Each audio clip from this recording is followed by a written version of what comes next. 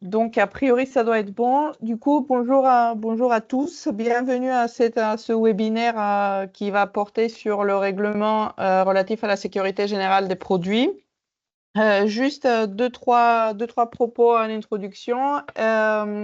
Cet événement est organisé par notre réseau Entreprise Europe Network, qui est un service public délégué par la Commission européenne en France la plupart du temps aux chambres de commerce et aux agences développement, innovation. On intervient dans un cadre qui permet le développement des entreprises européennes sur le marché intérieur, sur trois axes principalement, la recherche de financement, la recherche de partenaires et le volet réglementaire qui porte sur les problématiques du droit du commerce européen et même parfois international avec quelques problématiques douanières, de contrats, etc. La raison pour laquelle on s'est concentré sur ce règlement, c'est qu'on a un changement notable entre la directive sur la sécurité générale des produits qui existait jusqu'à il y a 2 mois. Et aujourd'hui, un règlement qui vient renforcer le cadre de la sécurité générale des produits qui sont vendus dans l'Union européenne. Et puis, sans m'étaler plus sur ce sujet, je vais passer la parole au bureau 5A de la DGCCRF qui a eu l'énorme gentillesse d'accepter d'intervenir dans notre événement. Donc, je vous remercie et je vous passe la parole. Merci, bonjour à tous. Hélène Héron, donc je suis la chef du bureau 5A, donc bureau des produits industriels à la DGCCRF. Donc on suit finalement un certain nombre de produits, on va dire, du quotidien avec un champ assez large, hein, des produits électriques, l'ameublement, le textile, la chimie, les jouets. Avec des aspects, toutes les missions de la DGCCRF, la sécurité des produits, la loyauté des informations données aux consommateurs, les aspects concurrentiels sur les marchés. Et on a effectivement également, plus précisément, donc en charge le suivi du e-commerce et des réglementations transversales, notamment le règlement sécurité générale des produits, donc effectivement qui prend la suite de la directive précédente. Je suis accompagnée de 2 collègues que je vais également laisser se présenter. Bonjour à tous, Juliette Savaton, adjointe à la chef de bureau, et donc je m'occupe en particulier de tout ce qui est réglementation transversale, donc sécurité générale des produits. Donc on aura l'occasion d'y revenir, mais tout ce qui tombe dans les produits qui ne sont pas concernés par une législation sectorielle d'harmonisation au niveau européen, et en particulier donc les enjeux de régulation du commerce en ligne. Voilà, donc on aura l'occasion d'en discuter très amplement au cours de cette heure. Bonjour, Gabriela Lunoyer, je suis rédactrice au bureau 5A, chargée de la sécurité des produits vendus en ligne et de la contrefaçon. Donc, je vais continuer avec quelques propos introductifs et on fera de toute façon une intervention à 3 voix ce matin.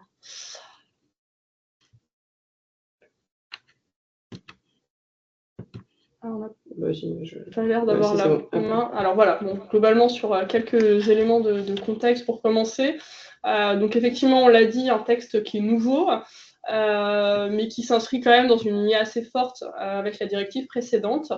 L'idée reste toujours de couvrir tous les produits par un sorte de principe général qui vient faire en quelque sorte un filet de sécurité en plus des réglementations sectorielles existantes. Ce texte, quelque part, il donne une proportionnalité de responsabilité en fonction du rôle de chaque acteur économique. Effectivement, de fait, un fabricant, un importateur sur le marché de l'Union européenne aura forcément plus de responsabilités qu'un simple distributeur. Comme finalement l'esprit de la directive précédente, on a une place toujours importante et privilégiée donnée aux normes, comme des outils qui permettent d'assurer la sécurité des produits. C'est un texte qui précise un certain nombre de choses sur les responsabilités pour les produits qui vont causer des blessures ou des dommages. Et ce texte, il remet en avant le système, alors déjà le fait que la surveillance de marché, bien sûr, relève des différents États membres, et du partage d'informations important qui doit être fait entre les acteurs, et notamment qui repositionne donc, le système d'alerte rapide qui existe. Donc c'était l'ancien système RAPEX, qui s'appelle du coup désormais Safety Gate.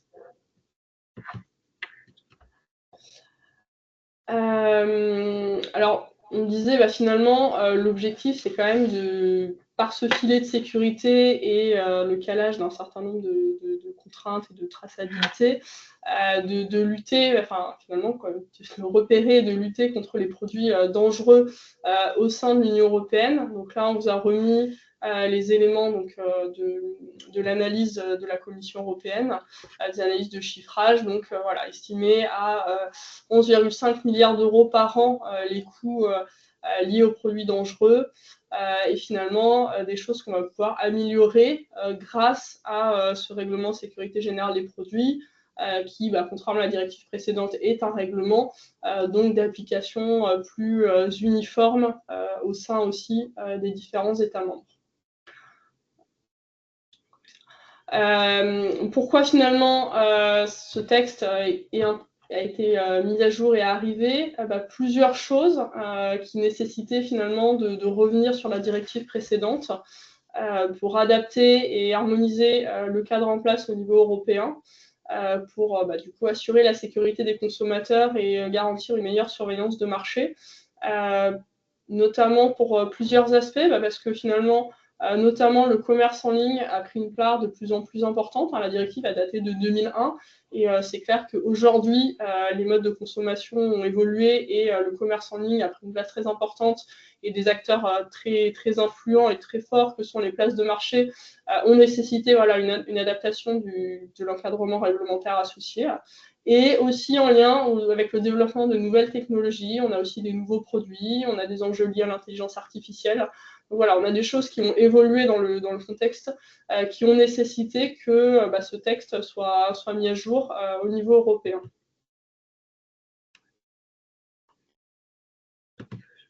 Voilà. Et du coup, alors voilà, ce que je le disais déjà un petit peu précédemment, mais on est passé d'une directive à un règlement, ce qui du coup, de fait, implique une mise en œuvre plus uniforme et harmonisée entre les différents États membres.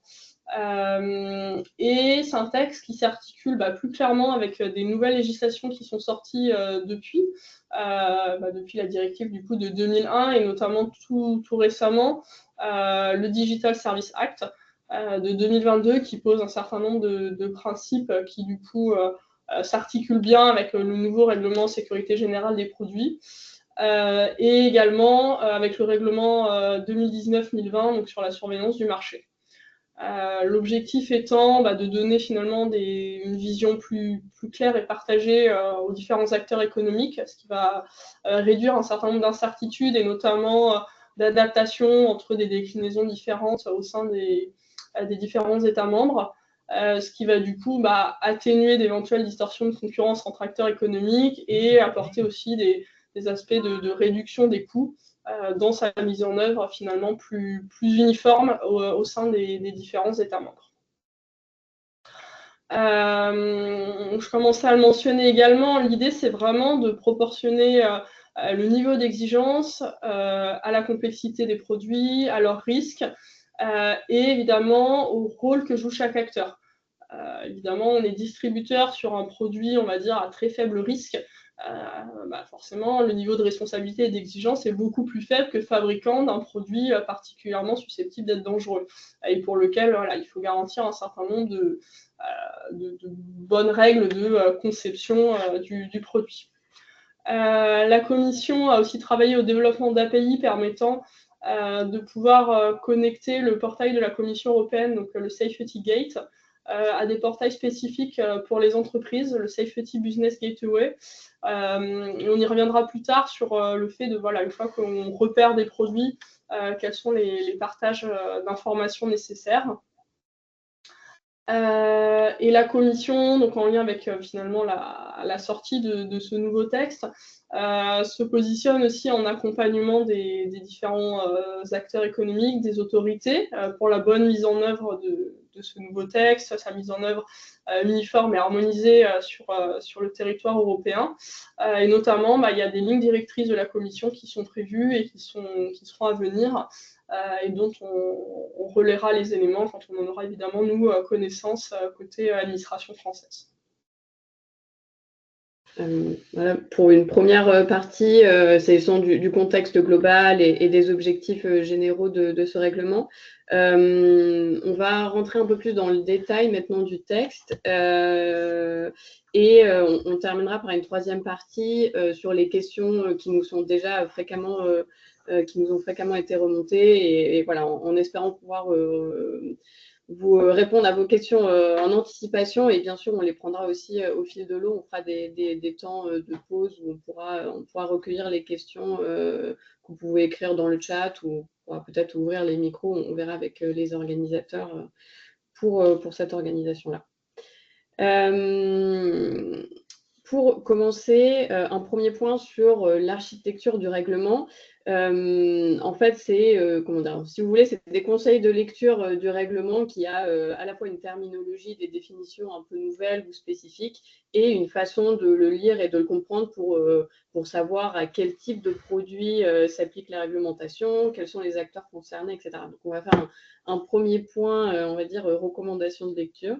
On rappelle, évidemment, donc le RSGP a été adopté en 2023, mais il est entré en vigueur de façon effective le 13 décembre dernier, donc en 2024, c'est-à-dire que donc, tous les produits qui sont mis ou qui ont été mis sur le marché à partir de décembre 2024 sont maintenant soumis à ce règlement qui s'applique tout à fait et qui doit donc répondre à toutes ces nouvelles exigences.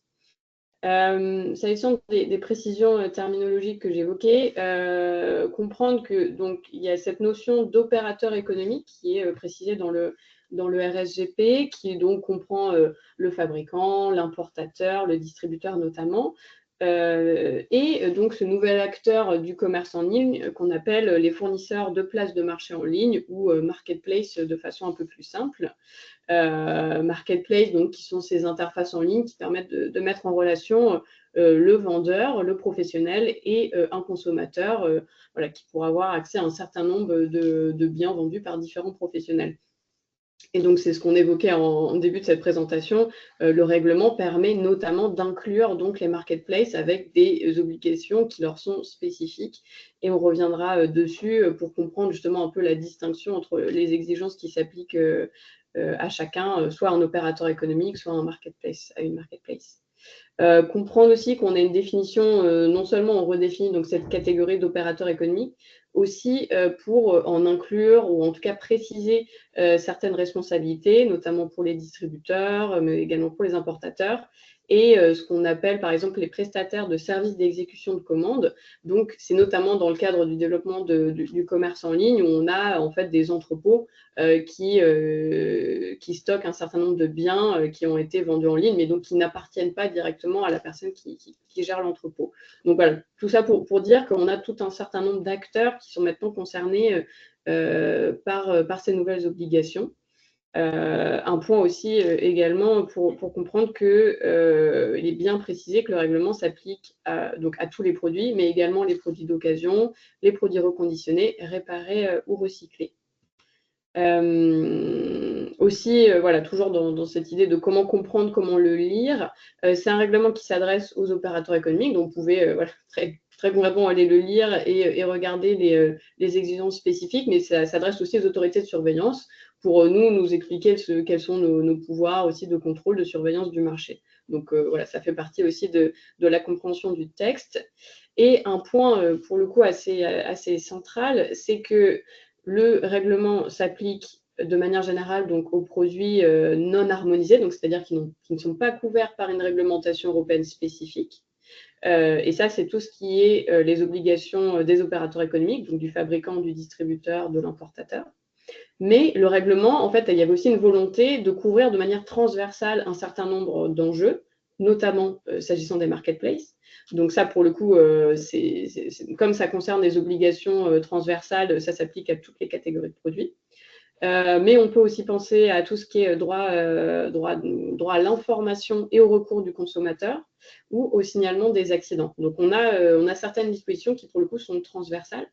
Et voilà, si vous voulez aller regarder plus dans le détail, c'est l'article 2 qui détaille donc le champ d'application de façon très claire pour comprendre ce qui s'applique, par exemple, à vous ou moi. Voilà quelques exemples de marketplace pour rentrer dans le sujet de ces nouvelles exigences et rappeler qu'effectivement, le règlement, ce n'est pas uniquement des nouvelles exigences pour les acteurs économiques, mais c'est aussi une volonté d'assurer justement une concurrence la plus équitable possible entre tous les acteurs, notamment ces nouveaux gros acteurs, que ce soit, vous voyez, des acteurs plutôt chinois avec AliExpress, Temu, américains avec Wish ou Amazon, et dont certains ont des sièges sociaux en France. Un point rapide qu'on a évoqué avant, mais c'est important de l'avoir en tête, c'est donc le règlement sur les services numériques, ou qu'on appelle DSA de manière plus commune, qui donc fixe le cadre juridique applicable aux plateformes ou aux fournisseurs de services intermédiaires pour lutter donc contre la diffusion de contenus illicites en ligne. Donc là, on est sur le cadre vraiment général, parce que contenu illicite, ça fait aussi référence à une publication sur les réseaux sociaux, par exemple.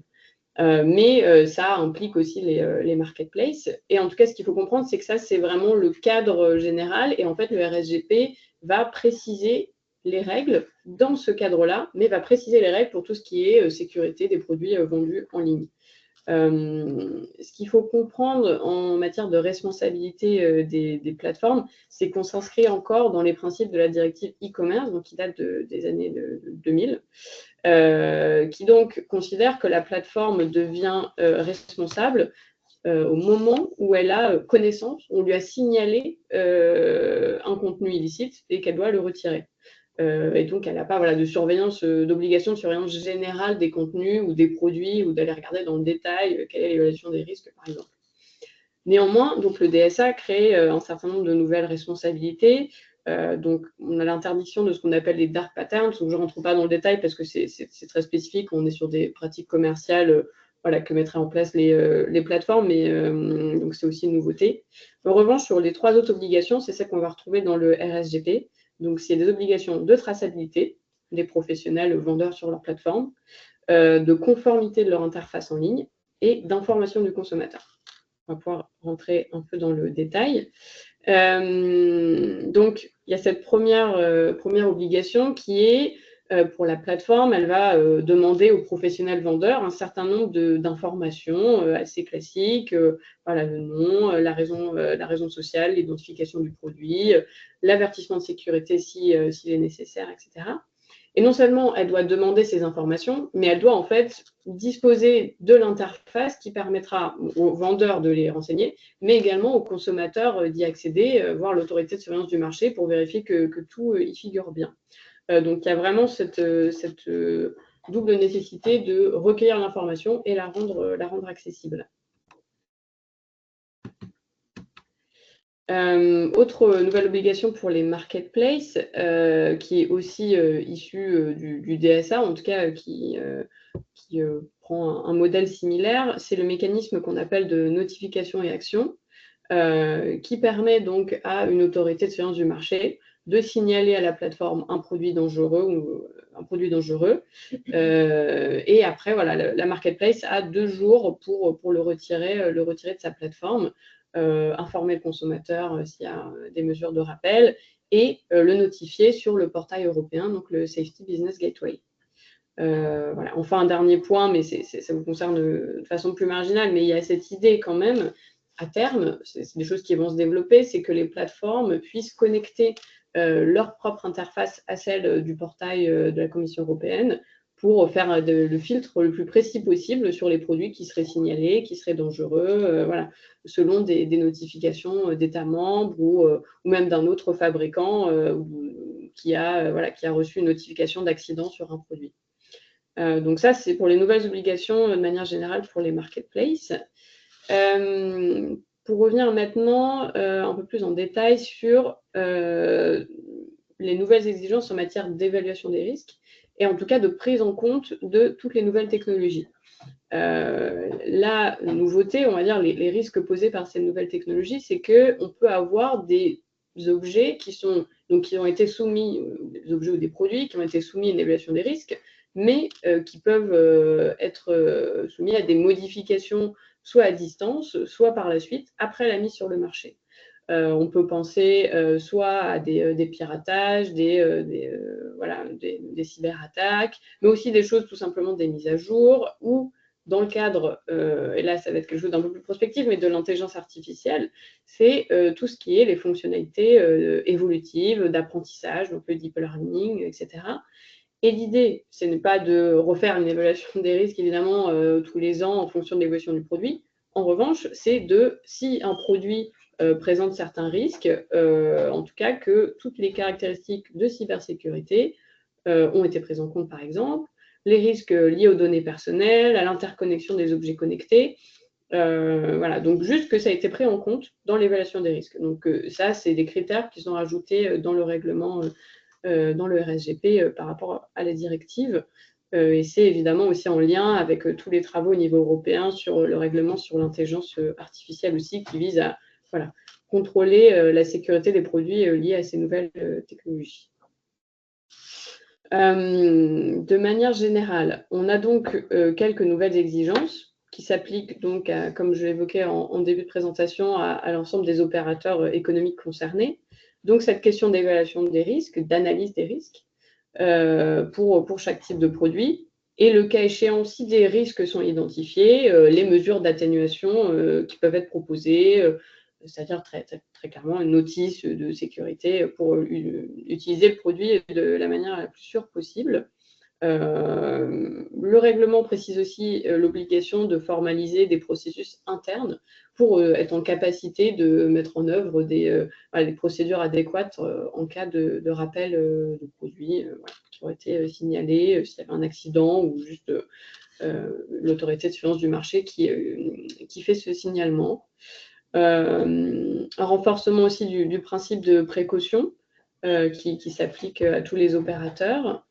Et également des exigences de traçabilité, donc c'est ce que j'évoquais plus tôt, qui doivent être identifiables pour tous les produits, pour faciliter aussi les rappels. C'est-à-dire si on a un produit dangereux qui nous est signalé, il faut qu'il puisse être identifié très rapidement, mais également quelle est l'entreprise, quel est le fabricant concerné par ce produit.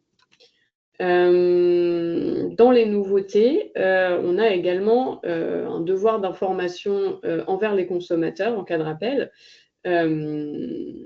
qui doit être le plus large possible, qui s'inscrit également dans les nouveautés du DSA.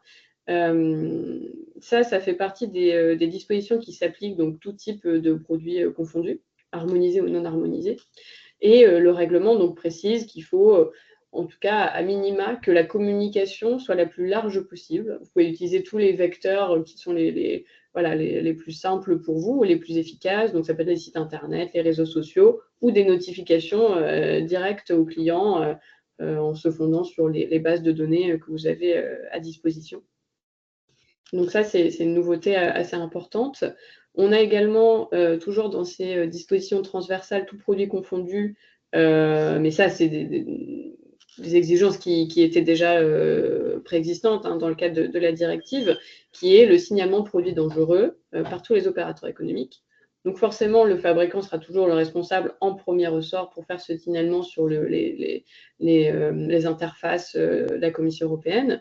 Mais globalement, tout acteur économique qui aurait connaissance d'un accident peut à minima en informer le fabricant, voire aussi faire une notification sur le portail s'il le souhaite. Mais ce sera toujours le fabricant qui aura cette responsabilité en premier ressort en matière de signalement des accidents du produit qu'il a mis sur le marché. Dans la même veine, s'agissant des droits du consommateur en cas de rappel, l'opérateur économique doit pouvoir proposer au moins 2 des 3 options de recours en cas de rappel qui figurent dans le règlement, c'est-à-dire soit la réparation du produit, soit son remplacement ou son remboursement adéquat à la valeur du produit initial. Ou voilà, ça peut être après d'autres solutions qui peuvent être proposées en plus, mais en tout cas, il faudra au moins qu'il y ait 2 de ces solutions qui soient proposées aux consommateurs. En matière de surveillance du marché, une autre nouveauté qui est aussi issue de réglementations européennes précédentes, notamment le règlement européen 2019 sur la surveillance du marché, qui est l'obligation pour les opérateurs opérant depuis des pays tiers de désigner une personne responsable au sein de l'Union européenne. Donc, qui sera en fait le point de contact voilà, si le produit est signalé, est dangereux, a généré un accident. En tout cas, pour les autorités de surveillance du marché, c'est très important pour justement assurer cette traçabilité des produits et les rappels le cas échéant. Dans quelques autres nouveautés pour les acteurs de la surveillance du marché, voilà, il y aura des actions de coordination entre États membres renforcées pour justement assurer cette surveillance et également un alignement des contrôles douaniers pour les produits harmonisés et non harmonisés. Donc, ça permettra d'avoir une surveillance plus globale et plus homogène pour tous les produits. Et voilà, et après, c'est ce que j'évoquais plus tôt sur la traçabilité des produits et tout ce qui est modalité de retrait et de rappel, mais c'est aussi pour les autorités de surveillance du marché, ça nous permet d'avoir une vision d'ensemble, tout produit confondu, et de pouvoir procéder, le cas échéant, au signalement le plus rapidement possible pour protéger le consommateur et assurer la sécurité des produits qu'il achète. Un point rapide, donc effectivement, sur assurer la conformité au RSGP, les sanctions qui sont possibles. Alors évidemment, ça dépendra des non-conformités qui seront relevées, qui pourront donner lieu en fonction à des avertissements, à des demandes de remise en conformité, si on parle d'étiquetage par exemple, et voilà, et des sanctions qui peuvent aller à des montants plus élevés, jusqu'à 5 ans d'emprisonnement et 600 000 € d'amende. C'est une sanction qui a été inscrite dans le Code de la consommation à la suite de l'entrée en vigueur du règlement, dans l'article qui figure donc là dans les diapositives, à l'article L452-5-1, qui voilà, précise les dispositions visées du règlement, les dispositions concernées. Donc voilà pour un point aussi sur la conformité à ce règlement. Et donc, de manière générale, plus sur ces grandes évolutions induites par l'entrée en vigueur du RSGP. Avant de passer la parole à Gabriella, qui va vous présenter quelques questions fréquentes, donc un peu plus précises, qui pourront vous intéresser, on va peut-être prendre quelques questions. Il me semble que les organisateurs, si vous envoyez dans le chat, vous pouvez peut-être nous les lire. Oui. Alors du coup, la première question, c'était « Bonjour, nous vendons des rivets. Est-ce qu'un QR code renvoyant sur notre site internet est suffisant? D'autre part, quelles sont les informations que nous devons obligatoirement renseigner? Merci de votre réponse. » Alors, je prends la question. On va répondre, justement, ça fait partie des questions fréquentes. Donc, on va vous y répondre dans un instant, mais en tout cas, on répondra précisément à la question à la fois sur l'aspect QR code et documentation technique. Mais pour éviter de répéter, je le laisse en suspens. Ok, du coup j'enchaîne avec la deuxième. Bonjour, j'ai une question sur le champ d'application du règlement, en particulier l'article 2.3 du RSGP.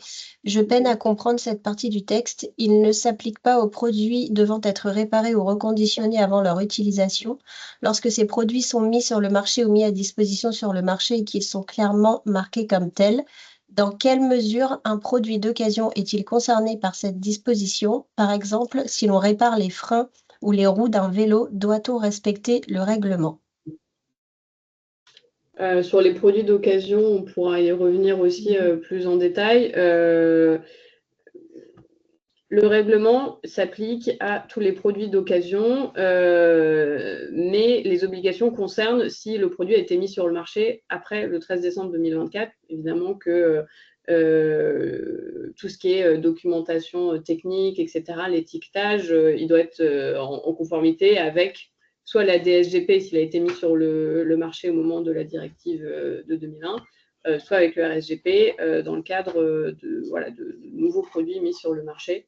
Dans le cadre des modifications, s'il y avait des modifications apportées au produit, c'est l'une des articles du règlement qui précise qu'en cas de modification substantielle du produit, l'opérateur économique qui procède à cette modification substantielle devient fabricant de fait, en tout cas a les mêmes responsabilités que le fabricant vis-à-vis du produit.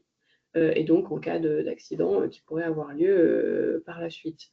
Voilà ce que je peux vous dire sur les produits d'occasion, et on refera peut-être un point, c'était aussi dans les questions fréquentes, donc on pourra revenir dessus. Mais en tout cas, sur les principes généraux, c'est ça. Et ensuite, il y avait une question. Bonjour, est-ce qu'il y a une différence d'application entre B2B et B2C?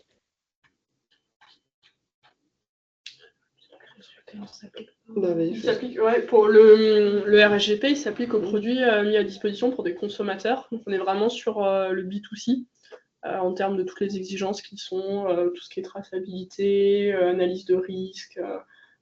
C'est vraiment surveillance de marché des produits, on va dire, vendus aux consommateurs finaux.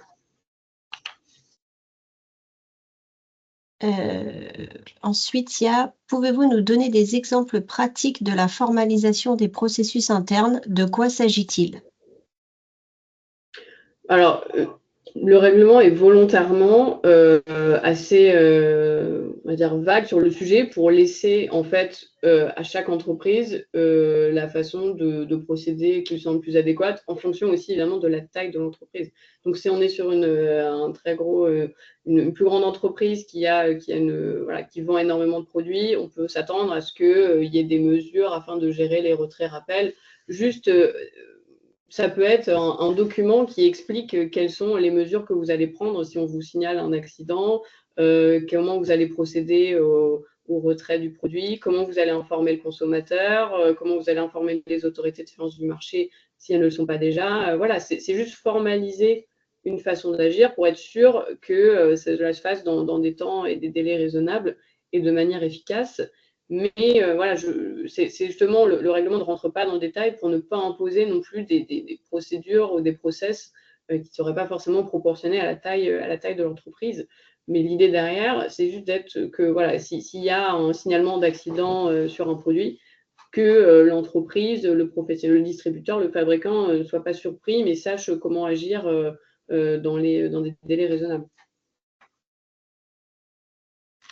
Ensuite, est-ce que les informations de l'importateur sont suffisantes pour ne pas avoir à donner le nom du fabricant? Non, il faut aussi pouvoir renseigner le nom du fabricant, l'importateur. Après, ça dépend dans quelle position vous êtes dans la chaîne d'approvisionnement, mais et là, on reviendra là-dessus sur les informations qui doivent figurer dans la documentation technique. Mais encore une fois, on est sur le même enjeu en cas de rappel, de retrait de produit ou juste de signalement de produits non conformes ou dangereux. On doit pouvoir retrouver le fabricant in fine, en tout cas avoir l'information pour essayer de contacter ou de savoir qui est la personne physique ou morale derrière. Vous me dites quand vous voulez, du coup, si vous voulez continuer ou si vous voulez prendre d'autres questions, parce que là, il y en a encore 2 et il y en a aussi dans la conversation. Donc, vous me dites si vous souhaitez prendre d'autres questions ou pas. Ce que je vous propose, c'est qu'on passe aux questions fréquentes et qu'à la suite, on voit selon les questions qui restent, parce que je pense qu'on va pouvoir y répondre pour une grande partie. Donc, si ça vous convient, on va faire comme ça. Et s'il y a des questions pour lesquelles les participants n'ont pas eu de réponse, on y répondra. Alors, on va commencer cette série de questions fréquentes auxquelles nos services ont eu déjà l'occasion de s'exprimer et d'y répondre. Peut-être qu'ils vont vous rejoindre vos interrogations et vont aider de préciser certains points du règlement. Alors, que doit contenir la documentation technique? La documentation technique, elle doit être présente pour tous les produits mis sur le marché de l'UE. Et cette documentation technique va contenir l'identification du produit, j'ai pris le contrôle, les caractéristiques et la composition du produit et l'analyse des risques et des mesures d'atténuation qui sont envisagées pour soit supprimer le risque, soit l'atténuer.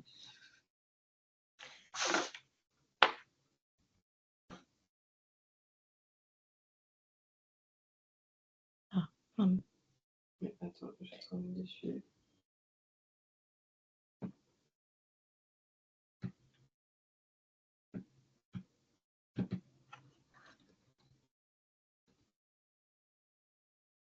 Je pense qu'il faut que tu cliques sur le diapo et que tu attendes que ça fasse. D'accord. Sachant que les instructions et les informations de sécurité ne sont pas nécessaires lorsque le produit peut être utilisé en toute sécurité et conformément à l'usage prévu par le fabricant, sans ces instructions, ce que le règlement nous précise, mais tout en sachant que l'analyse de risque doit avoir été menée au préalable pour pouvoir juger de cet aspect. Le reste de la documentation technique demeure obligatoire en toutes circonstances, c'est-à-dire la description générale du produit avec les caractéristiques essentielles de ce produit. Et seulement lorsqu'il est impossible d'apposer ces informations sur le produit parce que le produit est trop petit en taille ou la nature du produit ne permet pas la position sur le produit lui-même, il est autorisé d'apposer toutes ces informations sur l'emballage ou un document qui accompagne le produit. Quand est-ce que le RGPD s'applique? Il s'applique à tous les produits qui sont mis sur le marché de l'UE, sauf si des dispositions d'harmonisation s'appliquent déjà à la sécurité de ces produits. Donc, dès que vous mettez un produit sur le marché de l'UE, vous devez respecter le RGPD. Quelle est la priorité entre la législation européenne harmonisée ou les RGP? Qu'est-ce qui s'applique en premier? Il faut dire que les deux sont importantes, mais ont un rôle différent parce que le RGP vient fournir des exigences minimales de sécurité pour les produits sur le marché unique de l'Union européenne et complète la législation d'harmonisation. C'est un filet de sécurité pour tous les produits, c'est-à-dire que la législation d'harmonisation va s'appliquer, mais lorsqu'elle comporte des lacunes, par exemple pour les jouets, lorsqu'il y aura un jouet qui va comporter des technologies nouvelles, le RGPD va s'appliquer pour ces aspects-là, que la législation d'harmonisation ne va pas traiter. Quels sont les types de sécurité couverts par le RGPD? Ils couvrent d'une part la santé et la sécurité des consommateurs, mais aussi la santé physique. Quand on parle de santé, on parle de santé physique et mentale. Et les risques environnementaux sont également couverts lorsqu'ils ont un impact sur la santé des consommateurs. Comment il interagit ce nouveau règlement avec le DSA, le Digital Service Act? Il faut dire qu'ils travaillent ensemble pour traiter des produits de sécurité, pour les problèmes de sécurité, qui sont liés au contenu en ligne illégal, comme les produits dangereux proposés par les places de marché en ligne. Le DSA, lui, il a des exigences de sécurité, on dit horizontales, et laisse la place à des règlements spécifiques comme le RGPD pour préciser un certain nombre d'exigences de sécurité spécifiques. Alors, la question a été posée, est-ce qu'il s'applique aux produits d'occasion? Donc, le RGPD s'applique aux produits d'occasion mis sur le marché de l'UE, sauf s'ils sont clairement identifiés comme devant être réparés ou remis à neuf, ou s'il s'agit d'antiquités. Il faut savoir, donc juste retenir comme règle que si le produit d'occasion a initialement été mis sur le marché en tant que produit neuf à partir du 13 décembre 2024, date d'entrée en vigueur du RGPD, ils devront respecter les exigences du RGPD. Si le produit neuf a été avant sur le marché, il n'est pas tenu de respecter toutes ces exigences en matière d'étiquetage et de traçabilité, par exemple. Est-ce qu'un article fourni gratuitement, est-ce qu'il relève du champ d'application du RGPD? Oui. La réponse est oui, puisque tous les produits mis sur le marché aujourd'hui doivent être sûrs. Donc, un article fourni gratuitement relève du champ d'application du RSGP. Est-ce qu'une entreprise peut être considérée comme une place de marché en ligne et dans d'autres cas comme un opérateur économique? Oui, puisque on a une complexité de modèles commerciaux qui sont liés à la vente en ligne, qui fait qu'une entreprise peut être considérée à un moment comme une place de marché et pour d'autres services comme un opérateur économique. Donc, il faut vraiment s'attarder sur l'offre des produits spécifiques pour savoir si, dans certains cas, dans quel cas ils sont considérés comme juste une place de marché en ligne ou pour d'autres, est-ce qu'ils sont importateurs, est-ce qu'ils sont distributeurs, est-ce qu'ils sont même fabricants. Les entreprises doivent-elles effectuer une évaluation de risque pour tous les produits et qui est responsable de cette évaluation des risques? C'est le fabricant qui doit procéder à une analyse de risque pour chaque produit qui est mis sur le marché.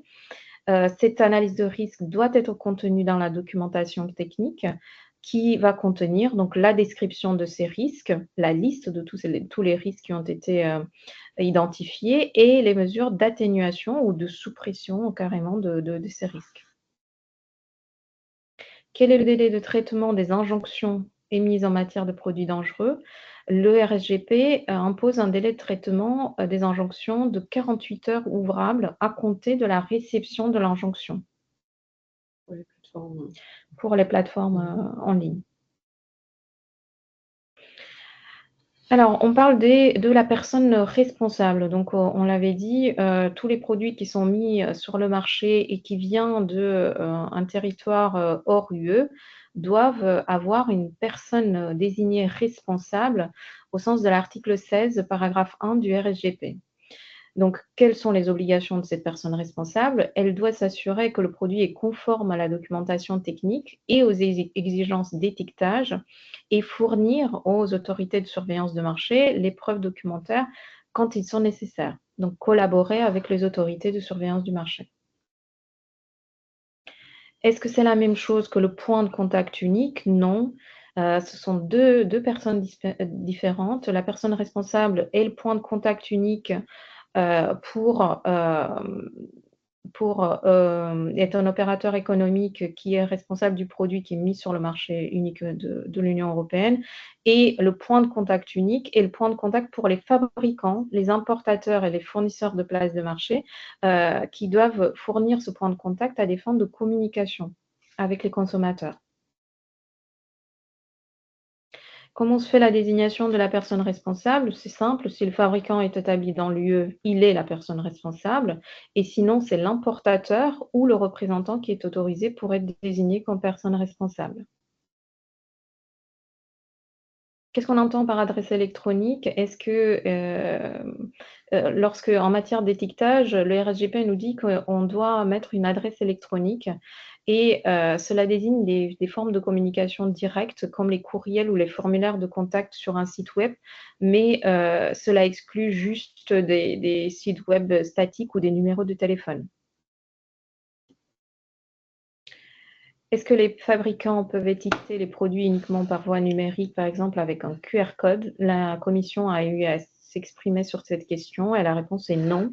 L'étiquetage exclusivement numérique ne suffit pas. Les informations doivent être apposées sur le produit, son emballage ou un document d'accompagnement quand la taille du produit ne permet pas la position directement sur le produit. Alors, quelle est la langue officielle à utiliser pour les notices et les avertissements s'agissant d'un produit fabriqué hors UE?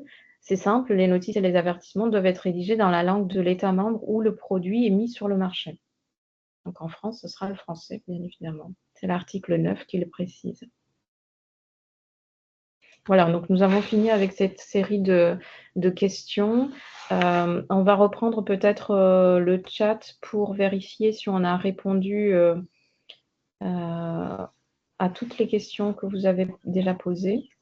Et vous précisez aussi qu'évidemment, on vous transmettra ces slides avec toutes les informations qui y figurent, que par ailleurs, voilà, le webinaire est enregistré, donc vous pourrez y revenir si on est passé un peu vite sur certains points.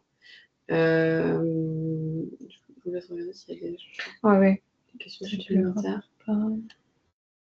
Alors, si je peux me joindre aux questions, il y en a une qui, enfin, je vais poser une question qui va systématiser plusieurs qui ont été posées dans le chat. Est-ce que vous pouvez revenir sur le lien entre l'application du règlement sur la sécurité générale des produits et toutes les réglementations d'harmonisation, type marquage CE, surtout marquage CE ou après, qu'est-ce qu'on a d'autre comme harmonisé? L'alimentaire, le textile, les cosmétiques. Est-ce que tous les produits qui font partie d'une réglementation qui est déjà harmonisée doivent aussi être soumis au règlement sur la sécurité générale des produits? Alors, pour tout ce qui est réglementation sectorielle, donc comme vous le mentionnez, le textile, l'alimentation, les produits électriques, etc., donc toutes les réglementations d'harmonisation. Toutes les obligations des opérateurs économiques, donc très concrètement, c'est le chapitre 3, section 1, ne s'applique pas. Ne s'applique pas parce que là, c'est la réglementation sectorielle qui va s'appliquer, donc effectivement pour tout ce qui est marquage CE notamment, mais toutes les autres obligations spécifiques qui figurent dans la législation d'harmonisation sectorielle. On évoquait aussi l'idée de ce qu'on appelle donc la sécurité générale des produits, mais ça qui existait également sous la directive précédente, c'est l'idée de dire il faut que tous les risques in fine soient couverts. Donc si des risques ne seraient pas couverts par la réglementation sectorielle, mais qui sont en réalité minimes, donc on va parler notamment des risques liés aux nouvelles technologies, admettons qu'ils ne soient pas concernés par la réglementation sectorielle, alors là, en fait, le règlement constitue une soupape de sécurité, un filet de sécurité comme on l'appelle, et alors là, on bascule sur le RSGP. Mais ce qu'il faut retenir, c'est pour tout ce qui est obligation des opérateurs économiques, c'est la réglementation sectorielle qui s'applique en premier lieu. En revanche, ce que j'expliquais dans ma présentation, on a quelques obligations transversales issues du RSGP pour renforcer certains aspects. Et donc là, c'est tout ce qui est information du consommateur, recours offert au consommateur en cas de rappel de retrait de produit, voilà, vente à distance, signalement des accidents. Et ça, on est sur des dispositions qui sont transversales, donc qui s'appliquent à tous les produits, pour le coup, qu'il s'agisse qu'ils soient soumis ou non à une réglementation d'harmonisation, une réglementation sectorielle. Et tout ça, toute cette articulation qui est, je le conçois, un petit peu fine, elle figure à l'article 2 du RSGP, qui précise les chapitres qui sont applicables ou non en fonction de l'existence d'une législation d'harmonisation. Alors, pour être plus précis, oui, on a le chapitre 1 qui s'applique, les dispositions générales. Le chapitre 2, exigences des sécurités limitées aux risques ou catégories de risques non couverts par la législation d'harmonisation. Le chapitre 3, section 2, les obligations des opérateurs économiques qui s'appliquent. Chapitre 4, les obligations des fournisseurs de places de marché en ligne. Chapitre 6, le système d'alerte rapide Safety Gate et le portail de sécurité des entreprises. Et le chapitre 8, le droit à l'information et au recours pour les consommateurs. Voilà, en espérant que ce soit un peu plus clair pour tout le monde, parce que c'est effectivement des petites subtilités à comprendre du règlement. Ensuite, j'ai une autre question. Est-ce que les informations de l'importateur sont suffisantes pour ne pas avoir à donner le nom du fabricant? Non, toujours pas. On a dit non. Alors, si l'importateur donc d'un produit qui serait fabriqué hors UE est aussi personne responsable, il peut être uniquement, c'est dans ce cas-là qu'il peut être uniquement mentionné sur le produit ou un document accompagnant si le produit ne permet pas la position sur le produit lui-même. Mais du coup, il endosse la responsabilité, y compris la partie analyse de risque associée au produit, etc. Donc, il endosse d'autant plus qu'il n'y a pas le fabricant, entre guillemets, en termes de traçabilité derrière. Par rapport aux nouvelles technologies, objets connectés, si le produit est conforme à la directive RED, est-ce que cela est un justificatif suffisant ou faut-il faire une analyse de risque complémentaire? Alors, sans être tout à fait familière de cette directive, hein, en toute honnêteté, l'idée du règlement, la seule chose qui précise, c'est que ces questions-là doivent être prises en compte dans l'analyse des risques. Si le fondement juridique, c'est une directive spécifique sur les objets connectés, effectivement, ou alors qu'il y a des normes qui auront, je ne sais pas s'il y a encore des normes, sûrement pas sur le sujet, mais qui viendront sans aucun doute, voilà, on est sur une conformité. L'idée, en tout cas du règlement, il se borne à dire prenez-le en compte dans l'analyse des risques. S'il y a besoin de compléments d'analyse de risque au titre du RSGP parce que la réglementation harmonisée par ailleurs ne couvre pas tout, il y a le RSGP pour ça. S'il n'y a pas de besoin d'analyse complémentaire, il peut ne pas y en avoir non plus. Enfin, c'est une possibilité. Ok, donc on continue. Bonjour, nous sommes fabricants de produits alimentaires. Nous ne sommes donc pas concernés directement. Cependant, nous nous posons la question de l'applicabilité aux éventuels goodies pour nos clients ou les cadeaux à nos salariés, exemple t-shirt. Dans les deux cas, les produits portent notre logo. Il est possible que nous les achetions via des grossistes qui, eux, achètent hors UE. Le règlement est-il applicable pour ces items?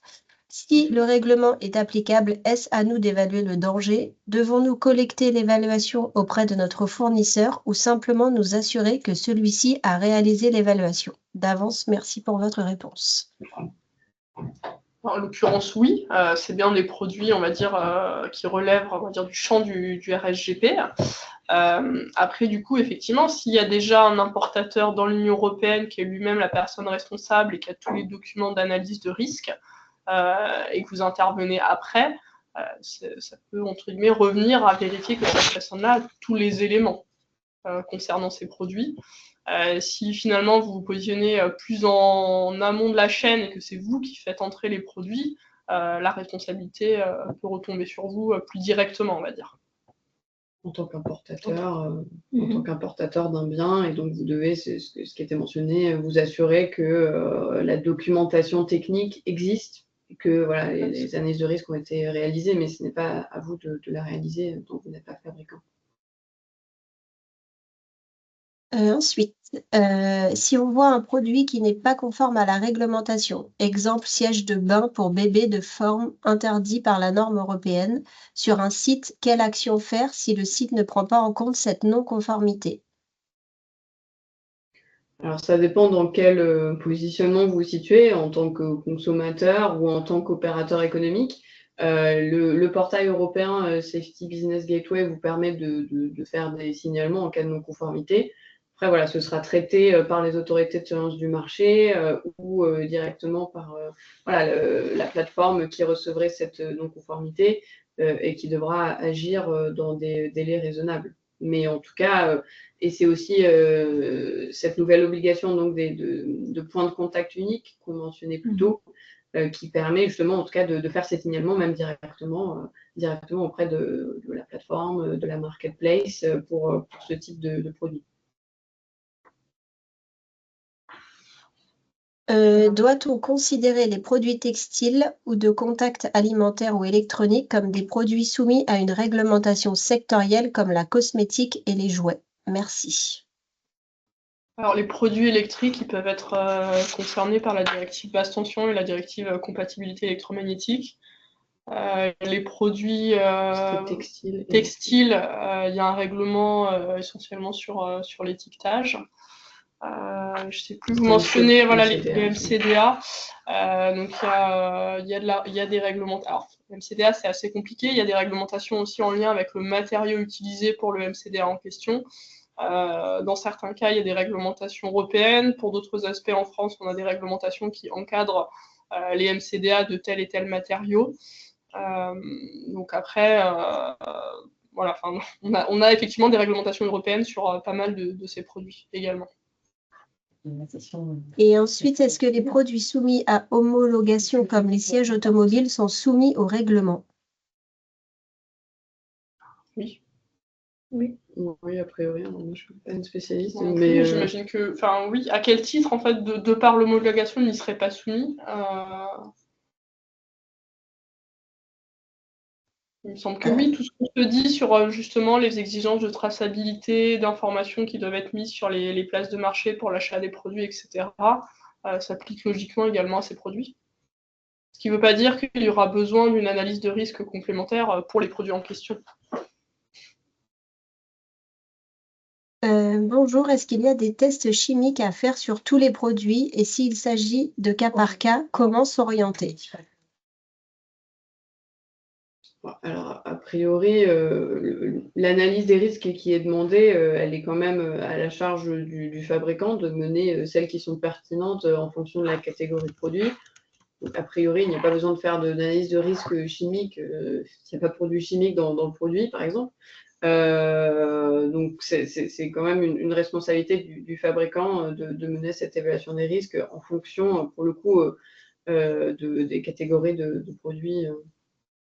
En chimie, on a essentiellement les règlements CLP et REACH qui encadrent déjà beaucoup de choses. Et si on ne tombe pas finalement dans les accroches de ces deux règlements, c'est pas le règlement RSGP qui va apporter des contraintes supplémentaires en matière de composition chimique, de seuil, d'informations à donner aux consommateurs en lien avec la présence de ces substances ou autres.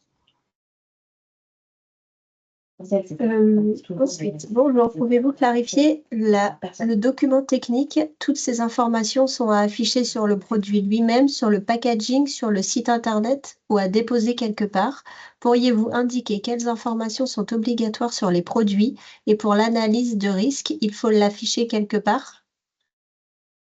Non, il ne faut pas l'afficher. Alors, l'analyse de risque, elle est à faire, mais elle n'est pas à afficher. Ce qu'il faut afficher, c'est s'il y a des mesures d'atténuation des risques qui ont été identifiés. Donc, ce qu'on appelle mesures d'atténuation, encore une fois, c'est très simplement, dans la plupart des cas, des avertissements de sécurité, des conditions d'usage du produit. Sur les informations qui doivent figurer sur le produit, alors est-ce que je peux revenir un peu avant? Voilà, c'est le dernier. Bon, alors il y a là toutes les informations qui doivent figurer sur le produit ou qui doivent être mises à disposition si on est sur un produit vendu en ligne.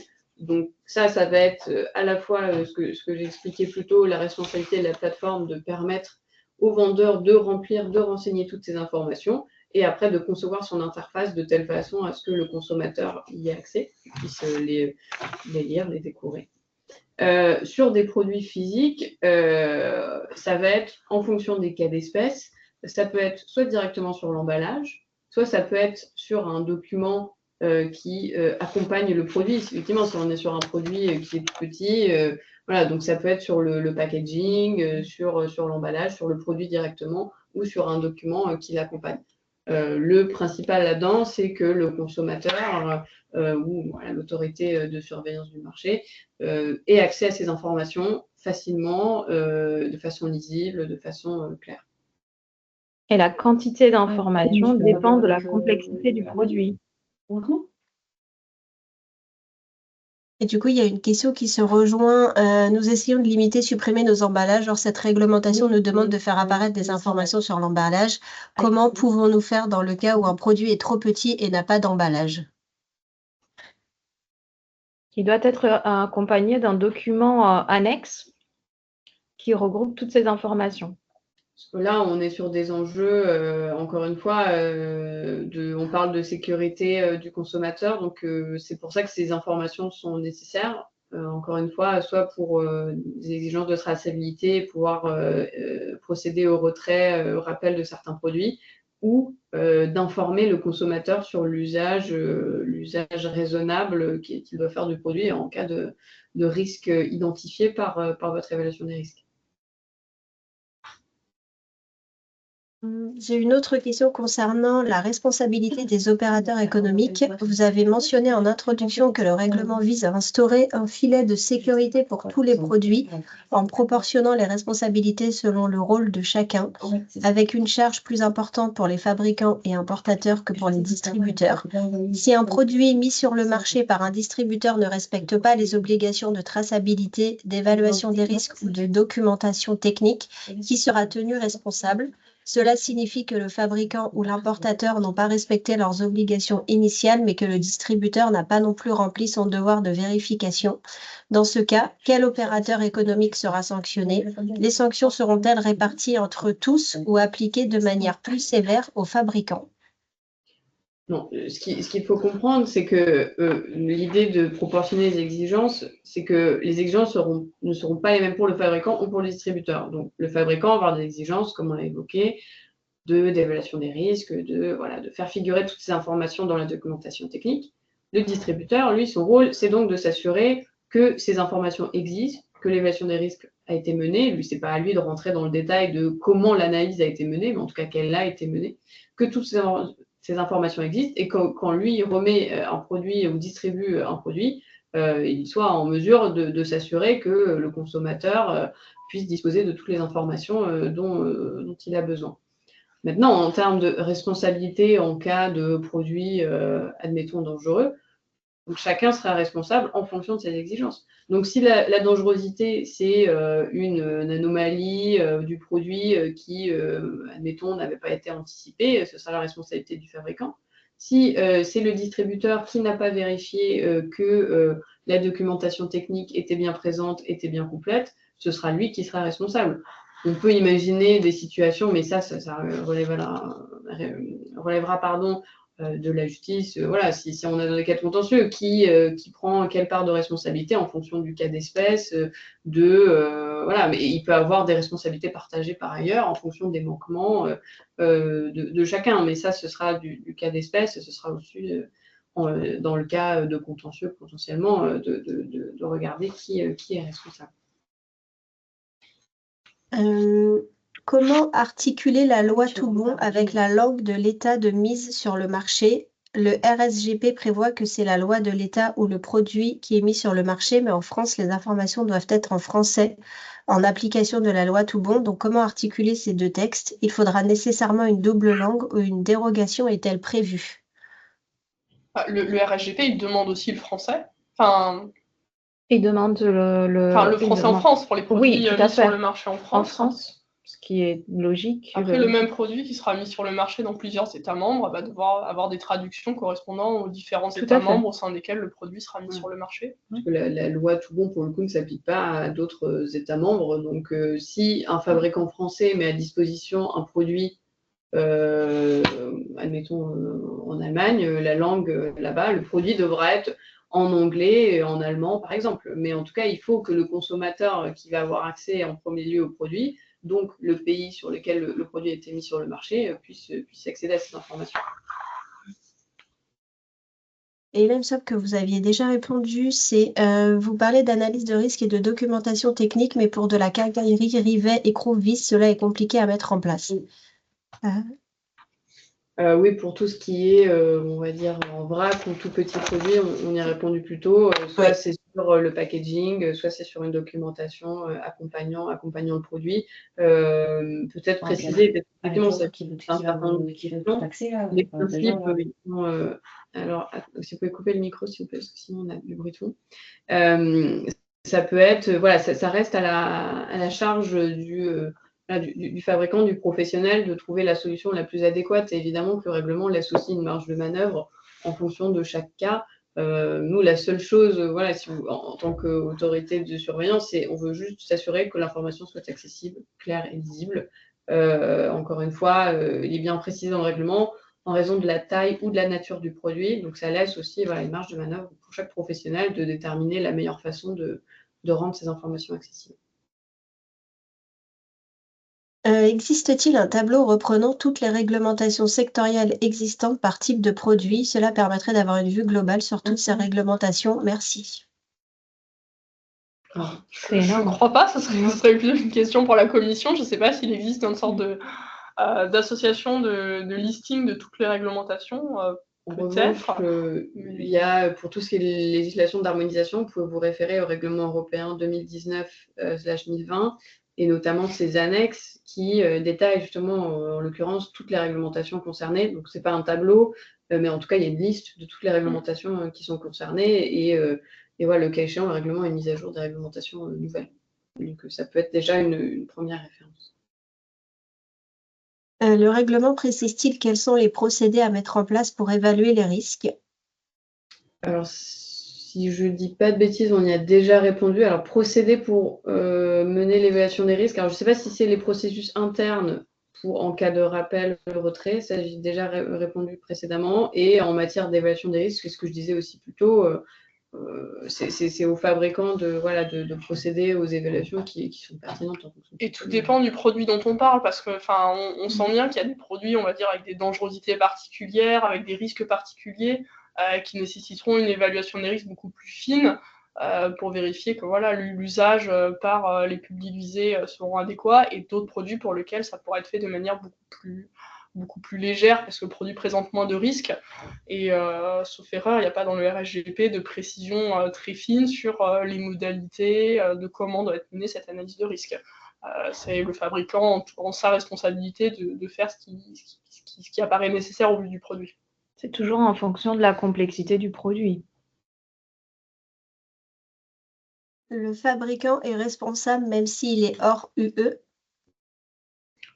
C'est la question à laquelle on a déjà répondu sur le fait de oui, il est responsable de mener son analyse de risque, de donner toutes les informations nécessaires sur son produit.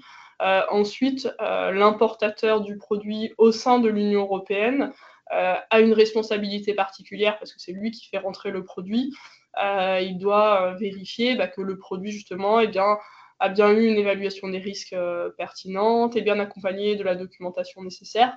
Par rapport à ce qu'on disait précédemment, il a un rôle encore plus fort et une responsabilité beaucoup plus forte que n'aura ensuite le distributeur du produit.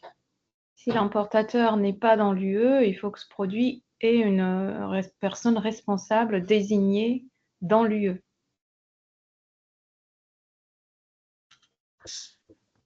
Nous revendons des produits que nous achetons ou récupérons auprès d'entreprises différentes qui parfois ferment. Nous les remettons sur le marché. Nous vendons donc des produits d'occasion. Dans ce cas, nous n'avons pas toujours accès aux factures initiales ni aux marques des produits et par conséquent, nous ne savons pas tracer le produit. Comment est engagée notre responsabilité? Alors, sur ce point-là, on attend encore des précisions, très honnêtement, de la Commission européenne sur cette question. Donc, on ne va pas rentrer dans un détail. Voilà, on préfère attendre les précisions des lignes directrices. Cela étant, on a toujours une responsabilité, en tout cas, de s'assurer de la documentation technique. Encore une fois, l'idée derrière, c'est de savoir, in fine, si on a un accident, justement, pouvoir revenir à qui a conçu le produit, qui est responsable, etc. Donc, c'est pour ça qu'on a besoin de ces documentations techniques, de cette traçabilité. Et ça rejoint justement votre question sur la responsabilité, in fine. Après, voilà, on reviendra vers vous sur cette question un peu plus précise. Bonjour. Donc, il y a une passerelle entre ce règlement et le règlement INCO, information du consommateur. C'est une question. INCO, c'est pas que pour l'alimentaire? Je sais plus.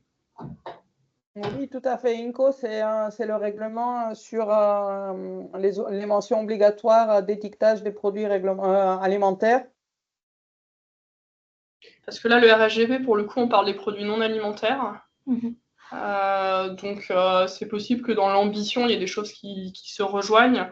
Mais on suit uniquement les produits non alimentaires au sein de l'équipe et on n'a pas une connaissance très fine de ce règlement INCO. En tout cas, le règlement ne s'applique pas aux produits alimentaires. Pour un même produit importé d'un pays hors EU, peut-il y avoir plusieurs personnes responsables? Par exemple, une par pays. Oui, c'est possible. Effectivement, mais le fabricant n'a pas intérêt à désigner plusieurs personnes responsables. Une suffit au sein de l'UE.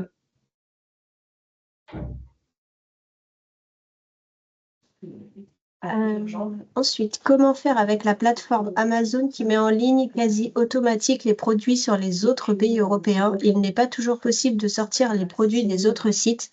Amazon ne répondant pas, cela met donc des produits en ligne dans d'autres pays sans la traduction adaptée. Est-il prévu qu'Amazon demande l'accord du vendeur pour la vente dans d'autres pays? Alors, je ne suis pas sûre d'avoir compris la question. Par ailleurs, il y a un bruit de fond quand vous posez les questions, donc on n'entend pas forcément très très bien. Mais alors, je ne sais pas si tu veux lire la question.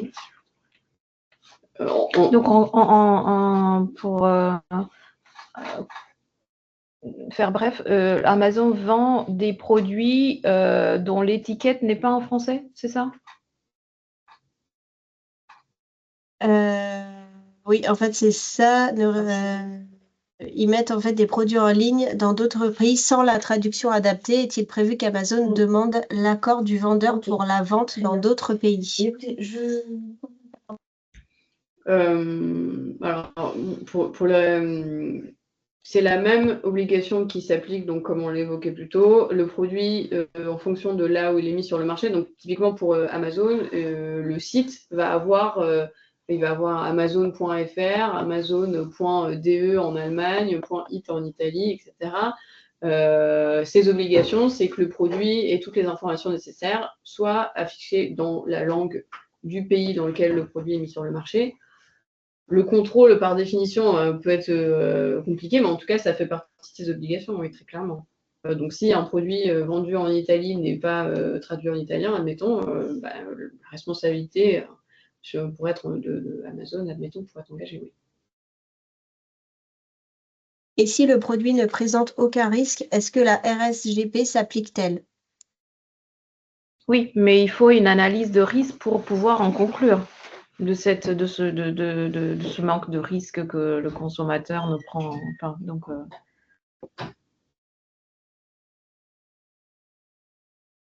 Vous confirmez que nous ne pouvons pas mettre nos informations sur l'emballage par QR code? oui, ce n'est pas suffisant. Le QR code ne suffit pas. C'est une question d'accessibilité. Par définition, on est encore sur des sujets qui sont nouveaux, qui suscitent des débats, des questions au niveau européen. Mais à ce stade, parce qu'on parle, encore une fois, de sécurité des produits, l'enjeu aujourd'hui, c'est d'être sûr que tous les consommateurs ont accès facilement à ces informations. Si on parle d'un jouet, d'un produit électrique, il faut que l'information soit accessible de façon lisible et à tous les types de consommateurs. Donc, c'est pour ça qu'aujourd'hui, il y a une approche plutôt restrictive du QR code qui est un ajout, un supplément pour avoir des informations supplémentaires. Mais pour ces documentations techniques et exigences minimales, ce n'est pas suffisant, en effet. Alors, j'ai plus de questions dans le chat, mais par contre, j'en ai dans la conversation directement. Je vais essayer de les reprendre du début. Bonjour, le règlement induit une liste d'exemptions comprenant denrées alimentaires et aliments pour animaux. Nous sommes grossistes alimentaires pour la GMS. Sommes-nous hors champ d'application? Alors, GMS, on ne connaît pas l'acronyme, a priori. Encore une fois, si on parle de produits alimentaires... S'il n'y a que des denrées alimentaires, c'est hors champ. Si jamais il y a d'autres produits ménagers, entretien ou autres, on rebascule dans le RSGP pour ces produits-là. Mais si on est vraiment que sur de l'alimentaire, oui.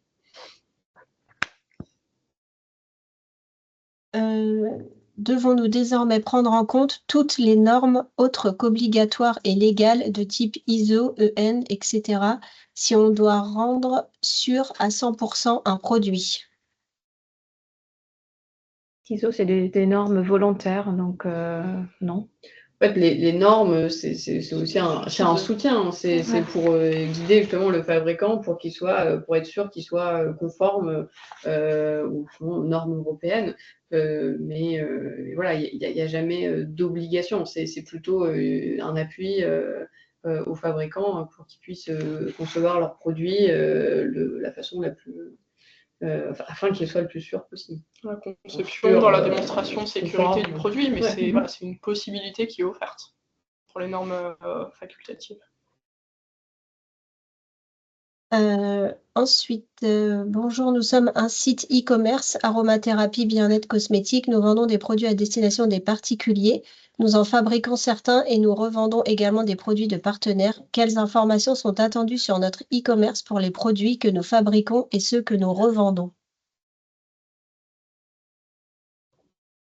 Alors, il faut se référer aux obligations soit du fabricant, soit du distributeur. Soit, si vous... Alors, encore une fois, on n'a pas les informations précises, donc sur les cas d'espèce, on ne pourra pas rentrer dans le détail, parce qu'il faudrait avoir toutes les informations nécessaires pour savoir justement jusqu'où vous êtes fabricant, distributeur, marketplace, mais en tout cas, il faudra se référer aux dispositions pertinentes du règlement à ce sujet. Nous sommes un distributeur, donc site e-commerce de produits pharmaceutiques, cosmétiques. Nous avons commencé à récupérer les informations techniques mentionnées à l'article 19 auprès de nos fournisseurs. Cependant, certains fournisseurs refusent de nous communiquer ces informations. Leur refus permet-il de réduire notre responsabilité? Non, enfin, la responsabilité du distributeur, c'est de mettre à disposition d'un consommateur un produit qui comporte toutes les précisions, toutes les mentions qui sont obligatoires. Donc, d'une certaine manière, s'il y a des informations manquantes, vous ne devriez pas continuer à vendre le produit, d'autant plus si vous avez identifié. Concernant la déclaration de produits dangereux en France, le professionnel doit-il procéder à une déclaration sur la SBG en parallèle de la procédure rappel conso?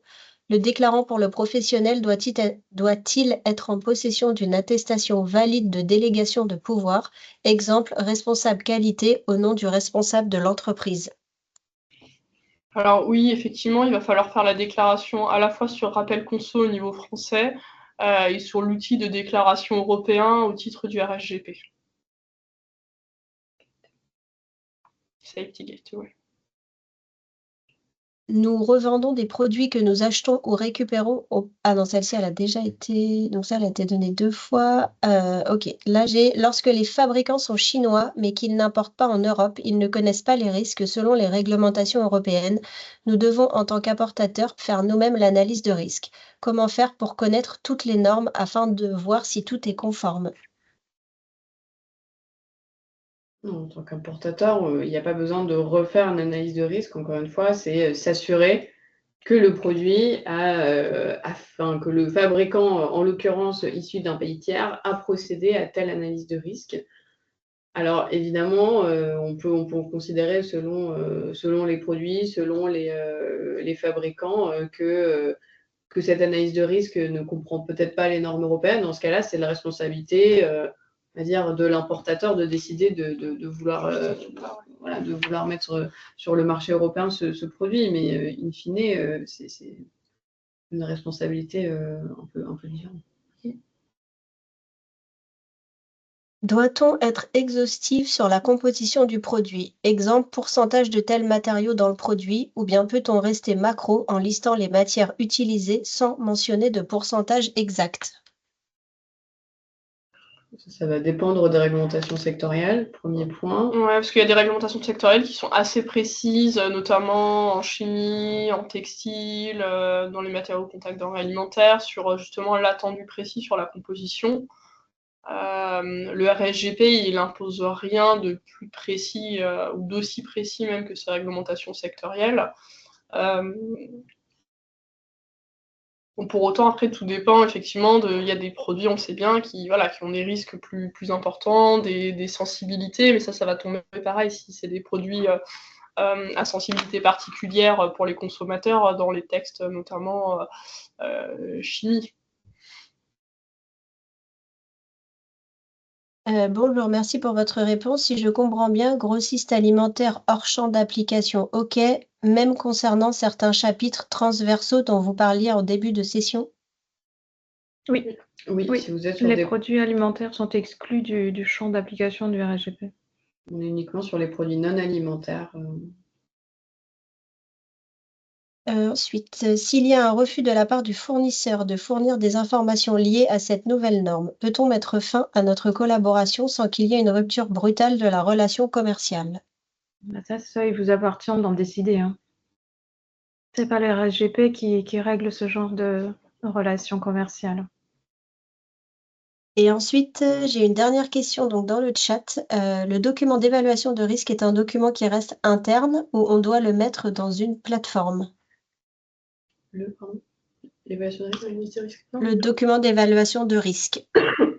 Oui, il doit être disponible lorsque les autorités de surveillance de marché vous le demandent. Et sinon, on a déjà mentionné que globalement, c'est les grandes conclusions qui doivent être disponibles pour le consommateur, les avertissements de sécurité, le bon usage du produit, etc. Donc c'est un peu ce qui ressort de cette analyse, mais ce n'est pas l'analyse exhaustive en elle-même. Ok, mais j'ai plus de questions. Eh bien, merci beaucoup pour votre écoute et pour vos questions. On espère qu'on a pu y répondre. Il y a eu certains cas d'espèce, donc évidemment, on n'a pas toujours tous les paramètres en tête, les cas spécifiques. Donc, on vous invite aussi à vous référer au règlement qui est assez précis, et les lignes directrices de la Commission européenne pourront venir préciser certains points. Et en tout cas, on reste de manière générale à disposition pour répondre à ces grandes questions qui pourront venir par la suite.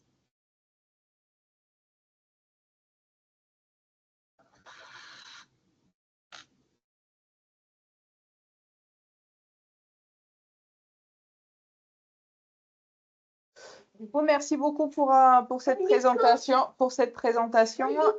Si jamais il y a des points que le public aimerait bien éclaircir après, comme l'on dit, je sais, j'ai pas vu de visage, donc j'imagine que c'est Juliette qui a parlé. Bref, comme l'ont dit mes collègues de la DGCCRF, si jamais vous avez d'autres questions, n'hésitez pas. Et puis il y avait juste une dernière question qui demandait si vous aviez une adresse mail pour vous contacter. On vous appellera plutôt à passer par le réseau qui a organisé ce webinaire, et à la limite, on pourra compiler certaines questions qui pourront nous être transmises par la suite. Et par ailleurs, on a des adresses fonctionnelles qui sont disponibles sur le site internet du ministère. Bon, du coup, on fera comme ça. Si jamais vous avez d'autres questions, n'hésitez pas à revenir vers votre point de contact à Entreprise Europe. Et après, on fera en sorte que les réponses à vos questions vous parviennent. Parfait. Merci à vous. Merci.